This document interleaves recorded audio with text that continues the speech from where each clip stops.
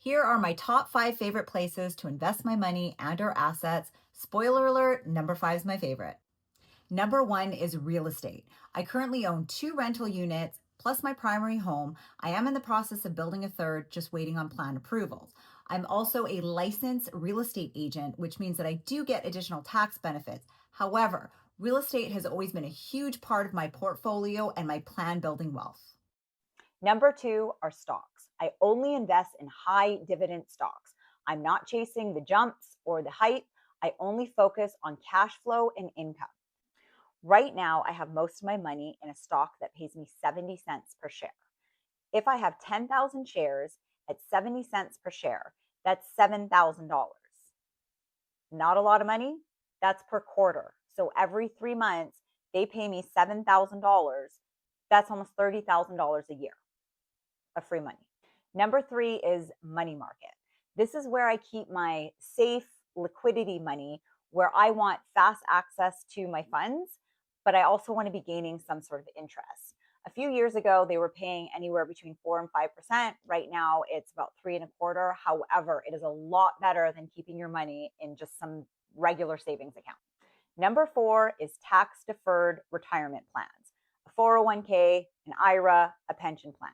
I'm not a huge advocate of kicking the tax bucket down the road. However, if you owe money to the IRS and you can contribute to a 401k to lower that tax liability or even eliminate it, you're most likely going to do that. So I'm an advocate of contributing to a tax deferred plan if it's going to save you money in taxes, but don't tell the IRS. Which brings us to number five, my favorite, a tax-free IUL, also known as an index universal life policy. I'm going to do a whole separate video on IULs. There's a lot of information to cover. Right now, we're just going over the basics. So why is it my favorite? Number one, and most importantly, it grows tax-free. If I have $500,000 in my account and it was structured correctly, that full $500,000 is going to be tax-free when I withdraw it. Why not just contribute to a Roth? Great question. A Roth is extremely limited on how much you can contribute every year, unlike an IUL where there are no limits as long as you meet certain criteria. This is why they call this the rich man's Roth. IULs can also give you lifetime income all the way up to age 120, which means possibly never outliving your money. I don't want to lie, I also have crypto. I have Bitcoin and Ethereum. I don't know how I feel about them. I'm a little bit 50-50.